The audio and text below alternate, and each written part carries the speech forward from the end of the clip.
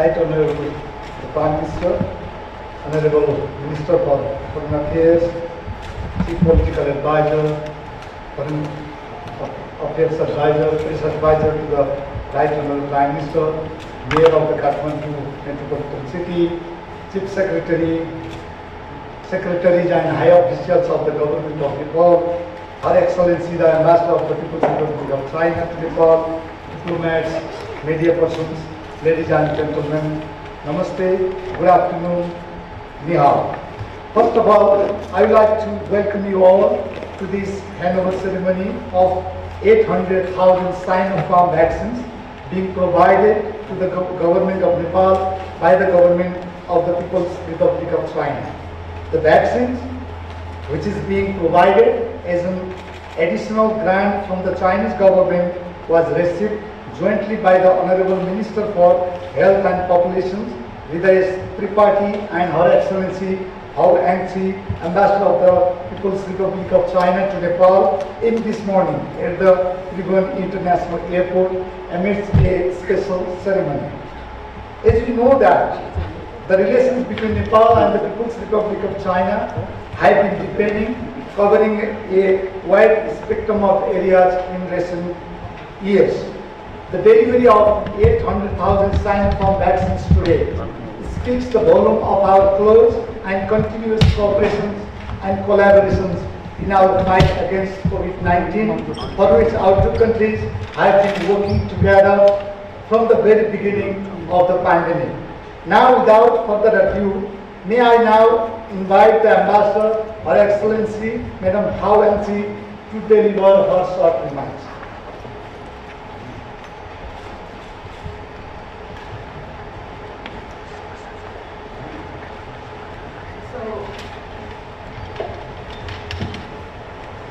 The Right Honorable Minister K.P. Sharma Oli, Prime Minister of Nepal, Honorable Minister Dekhapadhi, Minister for Foreign Affairs, distinguished guests, my colleagues, friends, and media friends, good afternoon and namaste.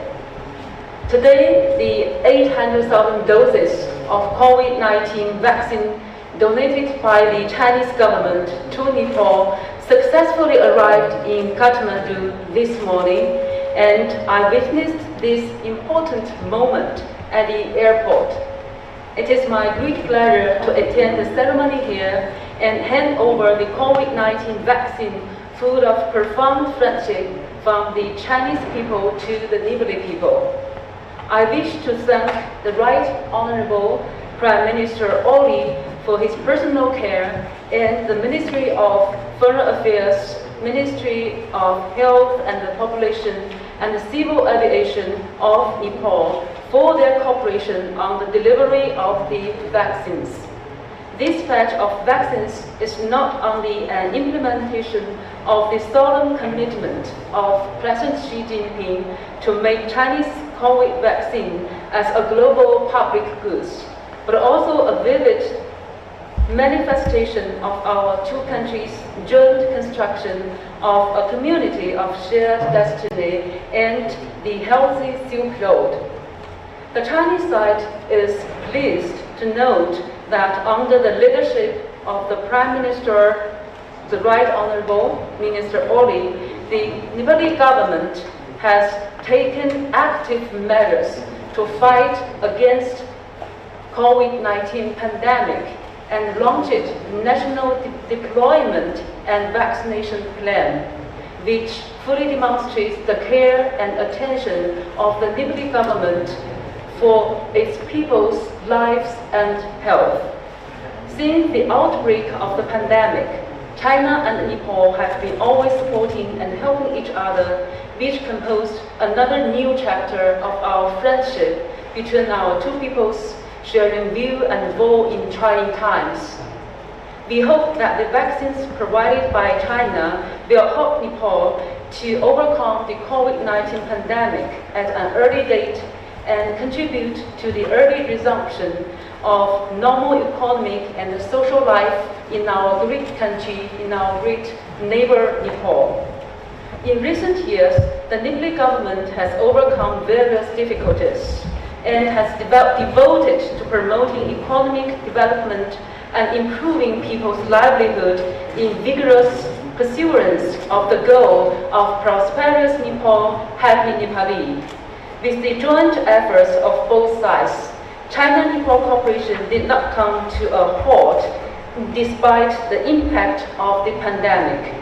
China Aid Duba High School project has been completed and handed over to the Nepali side.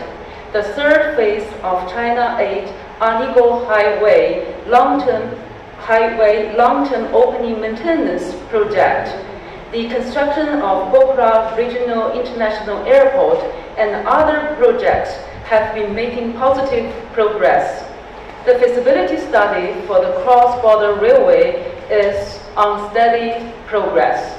We believe that once the pandemic has been effectively controlled, the pragmatic cooperation between China and Nepal will actively accelerate its pace and yield more results which will benefit more and more people.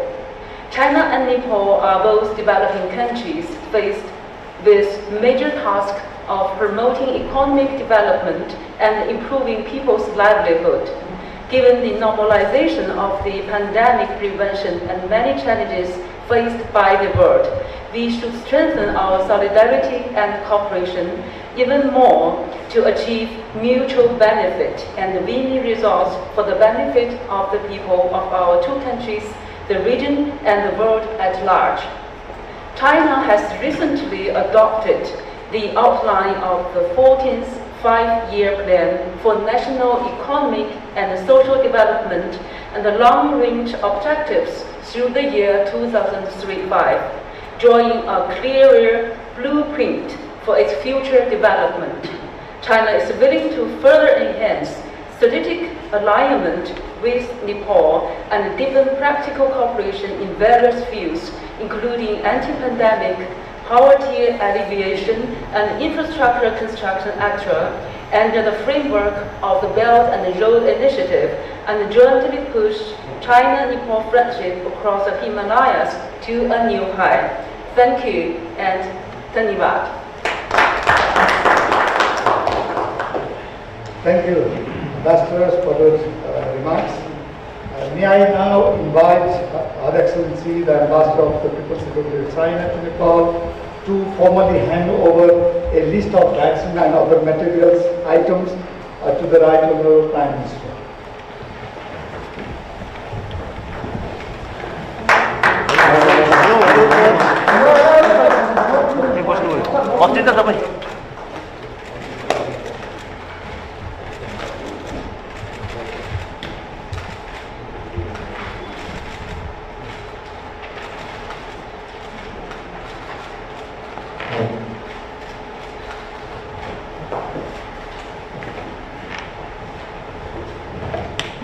Thank you, Right Honourable Prime Minister and Your Excellency, the Ambassador of China to Nepal.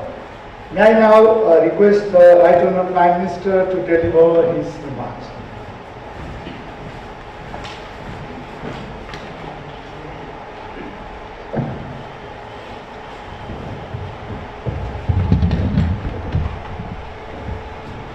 माननीय परराष्ट्र मन्त्रीज्यू, Excellency Ambassador of People's Republic of China to Nepal,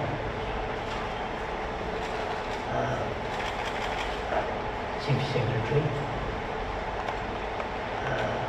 Mayor of the Metropolitan City of Kathmandu, other distinguished friends present here. आज 8 lakh vaccine सहयोग छ जनगणतन्त्र चीनको तर्फबाट नेपाललाई एउटा उपहारको रूपमा भर्खरै हस्तान्तरण भएको छ।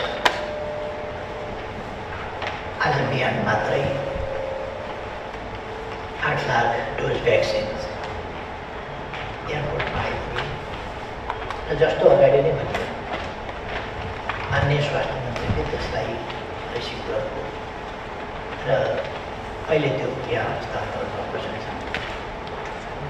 यसले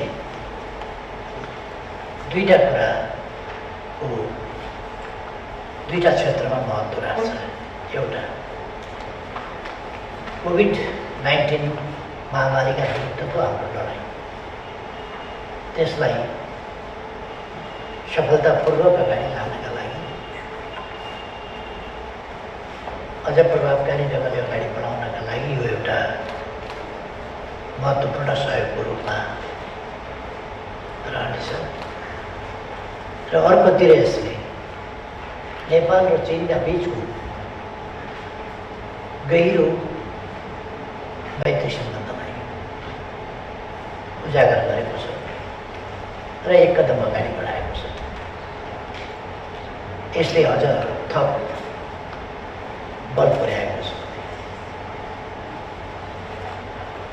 यस अवसरमा on behalf of the government of Nepal and my own, I would like to extend our heartfelt thanks to the government and people of China for the donation of this 800,000 doses of vaccines today, which is just been handed over. अब हामी एउटा लडाइँमा छौँ। यो COVID-19 को महामारी विश्वव्यापी विश्वलाई नै उथलपुथल पार्ने, दुःख दिने, सामाजिक जनजीवनलाई, मानव जीवनलाई र अर्थतन्त्रलाई विभिन्न पक्षमा नकारात्मक प्रभाव पार्ने र क्षति पुर्याउने हिसाबले विश्वव्यापी रूपमै यो महामारी आएको छ र यसको हामी मुकाबला गरिरहेका छौँ। यस सन्दर्भमा चीनको सफलताका लागि चीनले अपनाएका कोभिड-19 लाई कन्ट्रोल गर्न र त्यसलाई नियन्त्रण गर्न र फैलिन नदिएर त्यसलाई पराजित गर्ने सन्दर्भमा लिएका नीति र चालेका कदमहरूको म प्रशंसा गर्न चाहन्छु। I am telling that I would like to appreciate the steps and works taken by and done by the government of China to fight against the COVID-19 pandemic. The success of the policies which China adopted to fight against COVID-19 is a lesson for other countries also. Because the COVID-19 appeared for the first time in China, and the efforts made by China are also exemplary in this regard. I am telling that it is appreciable. म विश्वास गर्छु आगामी दिनमा पनि चीनले अझ ठुला सफलताहरू प्राप्त गर्दै जानेछ। यस सम्बन्धमा भ्याक्सिनको आविष्कार र प्रयोग र त्यसबाट चीनले अगाडि बढेर लिइरहेको लाभ र विश्वका अरू देशलाई गरिरहेको मद्दत, यी कुराहरू पनि प्रशंसायोग्य छन्। त्यसकारण म प्रशंसा गर्न चाहन्छु यसमा। कोभिड-19 का विरुद्धको लडाइँमा हाम्रा र जनगणतन्त्र चीनका नीतिहरू समान छन्। हामीले पनि लाइफ इज फर्स्ट को नीति लियौँ। We took the policy of life is first. कतिले अर्थतन्त्र पहिलो हो भने र कतिले जनताको जीवनलाई बढी महत्त्व दिए। यथार्थमा जनताको जीवन छ भने जनताका जीवनका लागि अरू चाहिन्छ, अरू सबै कुरा चाहिन्छ। जनताको जीवन छ भने उद्योग पनि चल्छ, अरू चिजहरू पनि चल्छ। अरू चिजहरू 3 महिनापछि, 6 महिनापछि, वर्ष दिनपछि, 2 वर्षपछि रिभाइभ गर्न सकिन्छ, तर life cannot be revived. Industries can be revived after 3 months, 6 months, 1 year or 2 years. But life, if once gone, then it cannot be written. Sure, life is first. Policy is correct policy to save the life of the people, so that we can fight all types of problems. If we have safe people, if the people are safe and capable to fight against any pandemic or any problem. So the policy which we adopted of the life is first is appropriate, correct.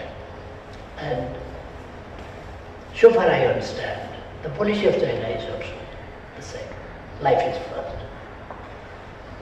If the life is there, then we can revive the industries, or continue the industries, or revive the industries, revive the trade, revive other things as well. If we have children, if we are able to save our children, then we can open the schools after 3 months or 6 months. But if we are unable to save the life of children, then the schools are for nothing. So, the policy which we adopted of life is first is correct. So we are able to contain and control the pandemic to some extent. Not completely, and it was not so easy to control the pandemic completely. It was not so easy. Or it was quite impossible to, because we cannot stop the society and the life of society completely. When society is active, which we cannot stop, in this or that way. So, to control the pandemic completely is impossible. It was impossible, so we didn't get success to control completely, but we contained it to some level. र यसमा हामीले जुन सफलता प्राप्त गरिरहेका छौँ, हाम्रा छिमेकी मित्र राष्ट्रहरूबाट जुन सहयोग पनि प्राप्त गरिरहेका छौँ र हामी खरिदको चाँजो पाँजो पनि मिलाइरहेका छौँ र यो 8 लाख डोज भ्याक्सिनले हाम्रो भ्याक्सिनको सिलसिलालाई पनि हामी अगाडि बढाउँछौँ।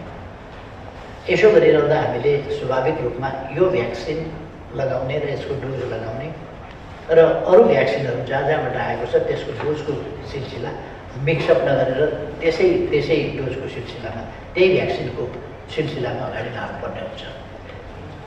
यो भ्याक्सिन पहिलो खोप लगाउनेले दोस्रो पनि पोसिबली यही लगाउनुपर्छ र इन्डियाबाट प्राप्त भएको पहिलो डोज लगाउनेले फेरि दोस्रो त्यही लगाउनुपर्ने हुन्छ। त्यसै गरी हामीले त्यो डोजहरूलाई पनि छुट्याएका हुन्छ। दुईटै भ्याक्सिनहरू प्रभावकारी छन्। त्यसकारण यस अवसरमा कतिपय मान्छेहरूले अन्यल सृजना गर्न सक्दछ। त्यो अन्यलबाट हामीले देशवासीहरूलाई स्पष्ट पार्नुपर्छ कि त्यो अन्यल नहोस् कि कुन भ्याक्सिन प्रभावकारी छ कुन छैन भन्ने त्यस्तो होइन। दुईटै भ्याक्सिन्स प्रभावकारी छ र त्यसको आफ्नै आफ्नै डोज डक्टरको सुझाव अनुसार डक्टरले भनेअनुसार हामीले गर्नुपर्छ। त्यसमा कुनै प्रकारको हिचकिचाहट हुनुपर्ने अन्यलमा पर्नुपर्ने आवश्यकता छैन भन्ने कुरा म स्पष्ट गर्न चाहन्छु। मैले धेरै समय लिनभन्दा पनि कहिले साना ठुला देखिने नदेखिने आवधिक अलिक लामो समयका यस्ता प्राकृतिक विपत्तिहरू विभिन्न मात्राका आइरहन्छन्। अहिले जस्तो वातावरणको कुरा गर्नु, विभिन्न ठाउँमा कहीँ गाउँको छुवाली चढाएर कहीँ आगलागी भएर हावामा यस्तो प्रदूषण फैलिएको छ जसको लेभल अत्यन्त उच्च छ प्रदूषणको र सास फेर्न गाह्रो भइरहेको छ र आँखा पोल्ने नाक पोल्ने जस्ता कुराहरू भइरहेको छ। यस्ता कुराहरू पनि कहिले कहिले आइपुग्छन् र यो क्लियर हुन पनि केही समय लाग्छ नै, किनभने डढेलो पनि लागिरहेको छ, त्यो निभाउन पनि सम्भव भइरहेको छैन र छुवाली चढाउने काम चाहिँ सजगताका साथ सरकार सम्बन्धित सरकारहरूले जुन देशमा त्यस्तो भइरहेको छ त्यस्ता सरकारहरूले त्यो छुवाली चढाउन हुँदैन र त्यसलाई अर्कै व्यवस्था गर्नुपर्छ भनेर आफ्ना नागरिकहरूलाई सचेत गराउने कर्तव्य हो र त्यो काम गर्नुपर्छ। त्यसको असर त्यो ठाउँमा मात्रै पर्दैन, त्यसको असर अरू ठाउँमा पनि पर्छ, अर्को प्रदेशमा पनि पर्छ, अर्को जिल्लामा पनि पर्छ, अर्को प्रदेशमा पर्छ, अर्कै देशमा पनि पर्छ, अरू देशहरूमा पनि पर्छ। त्यसकारण हामीले यतापट्टि कुनै पनि राष्ट्र अझै त्यसको प्रभाव आफ्नो टेरिटोरीभन्दा बाहिरसम्म जान्छ भने, अरू देशहरूसम्म त्यसको दुष्प्रभाव फैलिन्छ भने त्यस कुराप्रति हरेक राष्ट्र सजग हुनुपर्छ, हरेक देश सजग हुनुपर्छ कि त्यस्तो नहोस् भन्ने कुरा। हामी पनि सजग छौँ। ढडेलो जस्ता कुराबाट जोगाउनका लागि यो वन जोगाउने कुरा, वन्यजन्तु जोगाउने कुरा, कीट पतङ्ग जीव जन्तु जोगाउने कुरा, इकोसिस्टम र वातावरणको रक्षाको कुरासँग यो वनमा हुने आगलागी ढडेलो जसलाई भन्छौँ हामी, त्यो ढडेलो नियन्त्रण हुन आवश्यक छ, त्यो हुनु उचित हुँदैन। यस्ता कुराहरू पनि कहिले कहिले आउँछन्। यी पनि एक ढङ्गका प्राकृतिक कुरा, प्राकृतिक विपत्तिका कुरा। आगो लाग्छ र त्यसले विनाश गर्छ। हामीले अस्ट्रेलियामा लागेको, अमेरिकामा लागेका अथवा ब्राजिलमा सायद 2 वर्ष भयो कि गत वर्ष मात्रै 2 वर्ष अगाडि होला, ब्राजिलमा लागेको आग लागि, भीषण आग लागि, जसले वातावरणीय प्रदूषणमा फेरि एउटा भयानक नकारात्मक योगदान गर्यो। यस्ता कुराहरूबाट कसरी जोगिने भन्ने कुराहरूले अलिकति बढी ध्यान दिनुपर्छ। सम्पन्न देशहरूले त अलिक माथिबाट प्लेनबाट हेलिकप्टरबाट आगो निभाउने कामहरू गर्ला। अलिकति कमजोर देशहरूसँग त्यो सामर्थ्य पनि हुँदैन, त्यस प्रकारको कामहरू पनि गर्न सक्दैन। त्यस्तो अवस्थामा पहिले नै जडहरू लाग्न नदिनुतर्फ हामीले ध्यान दिनुपर्ने हुन्छ। अहिले पनि सास फेर्न अप्ठ्यारो भइरहेछ। हामी त्यस्तो स्थितिमा पुगेका छौँ। यतिखेर यो केही दिन अरू लाग्नेछ र हामी केही दिनका लागि स्कुलहरू बिदा गर्ने बारेमा सोचिरहेका छौँ। बालबालिकाहरू स्कुल जाने कुरा र अध्ययन अध्यापनलाई नियमित गर्ने कुरा, नियमित रूपमा जारी राख्ने कुरा, यस्तो अवस्थामा बालबालिकाको स्वास्थ्यका लागि या अरूका स्वास्थ्यका लागि पनि उपयुक्त नहुन सक्छ। त्यसकारण बालबालिकालाई घरमै रहन दिनका निम्ति हामी केही दिन विद्यालयहरू सञ्चालन नगर्ने बारेमा सोचिरहेका छौँ र छिटै नै हामी त्यसमा निर्णय गर्छौँ। अब मैले धेरै समय लिन चाहन्छु। यसका लागि म फेरि एकपल्ट चीन सरकार र चिनिया जनतालाई 8 लाख डोज भ्याक्सिन नेपाललाई अनुदान स्वरूप उपलब्ध गराउनु भएकोमा हार्दिक धन्यवाद भन्न चाहन्छु र यस सन्दर्भमा आफ्ना अथक प्रयासहरू अगाडि बढाउने महामहिम राजदूत याङजीलाई धेरै धेरै धन्यवाद भन्न चाहन्छु उहाँको प्रयासका लागि। अरू मैले धेरै केही पनि गर्नु पर्ला जस्तो लाग्दैन। धेरै धेरै खुसी व्यक्त गर्न चाहन्छु। धेरै धेरै धन्यवाद भन्न चाहन्छु। Thank you, Right Honorable Prime Minister, for your very important remarks. Now we have come to the conclusion of this short, but I believe very important ceremony. I thank you all for your kind participation in this ceremony. Thank you so much.